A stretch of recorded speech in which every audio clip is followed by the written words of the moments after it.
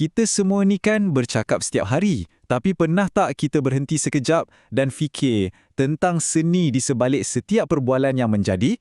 Hari ni kita nak kupas satu topik yang sangat penting, asas kesantunan berbahasa. Jom kita mula dengan satu soalan mudah. Pernah tak anda cakap sesuatu, niat tu baik tau, tapi entah macam mana orang salah faham dan las-las ada yang terasa hati. Saya yakin semua orang pernah lalui benda ni. Momen-momen macam itulah yang bawa kita kepada intipati topik kita hari ini. Sebab dalam komunikasi, apa yang kita cakap tu cuma sebahagian kecil je. Yang jauh lebih penting ialah bagaimana cara kita sampaikan. Cara itulah yang menentukan sama ada orang faham atau salah faham. Jadi, untuk kita betul-betul faham cara penyampaian ni, kita kena mula dari asas. Apa sebenarnya maksud kesantunan berbahasa ni?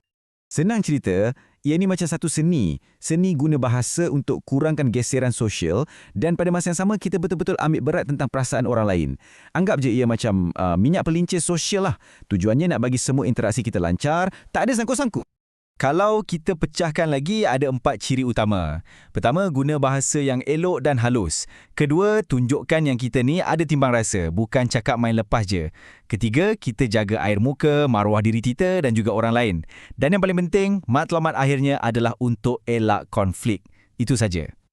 Tapi nak amalkan semua ni bukanlah semudah tu. Sebab kesantunan ni bukannya satu saiz untuk semua keadaan.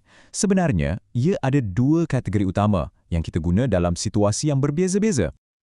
Okey, mari kita bandingkan. Sebelah sini kita ada kesantunan asas. Ini benda yang paling biasa yang kita harapkan dalam perbualan harian. Contohnya macam cakap terima kasih atau minta maaf. Manakala kesantunan berkendala ni pula lebih mendalam. Ia adalah pilihan yang kita buat dengan sedar. Contohnya, cara anda minta tolong dari kawan baik mesti lain kan dengan cara anda minta tolong dari bos.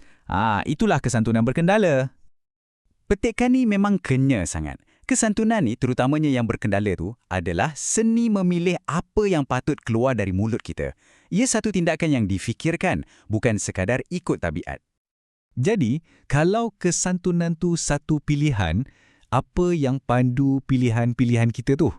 Sebenarnya, di sebalik setiap perbualan yang sopan, ada peraturan tak bertulis yang kita ikut. Selalunya tanpa kita sedar pun.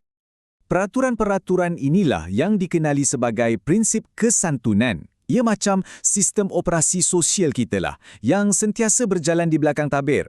Ia tolong kita seimbangkan antara apa yang kita nak sampaikan dengan menjaga hati orang lain, supaya hubungan tu kekal harmoni. Baiklah, cukup pasal teori. Sekarang jom kita masuk bahagian yang paling praktikal. Macam mana kita nak guna semua ni dalam hidup kita? Ini beberapa strategi yang anda boleh terus cuba amalkan. Ada 4 langkah mudah. Nombor 1, selalu nilai keadaan. Kita tengah cakap dengan siapa ni? Kawan baik ke? Atau orang atasan kita? Kedua, pilih perkataan tu elok-elok sikit. Kadang-kadang, cakap berlapik atau guna ayat yang lebih lembut tu lagi berkesan. Nombor 3, tunjukkan rasa hormat, terutamanya pada orang yang lebih tua atau berpangkat. Dan keempat, amalkan sifat redah diri. Elakkanlah daripada asyik puji diri sendiri kan? Okey, lepas kita dah tahu semua ni, mungkin ada yang terfikir, kenapa benda ni penting sangat? Kenapa nak kena susah payah jadi santun? Jawapannya mudah je, sebab kesantunan inilah tapak kepada semua hubungan yang positif. Setiap perkataan sopan yang kita guna tu ibarat macam kita letak sekeping batu bata untuk bina jambatan kepercayaan.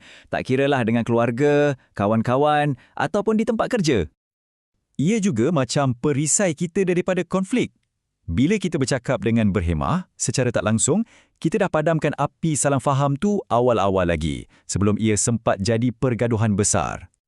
Dan akhir sekali, jangan lupa, cara kita bercakap tu adalah cerminan diri kita. Ia tunjuk siapa kita, tahap profesional kita dan macam mana kita layan orang sekeliling. Boleh kata, ia adalah jenama peribadi kita sendiri.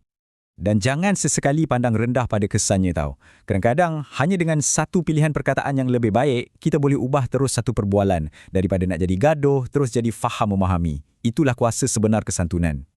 Sebagai penutup, saya nak tinggalkan anda dengan satu soalan untuk difikirkan. Dalam dunia digital kita sekarang yang serba laju, di mana kita banyak berkomunikasi guna teks je, tanpa nada suara, macam mana agaknya cara terbaik untuk kita pastikan prinsip-prinsip kesantunan ni tak hilang di telan zaman? Fikir-fikirkanlah.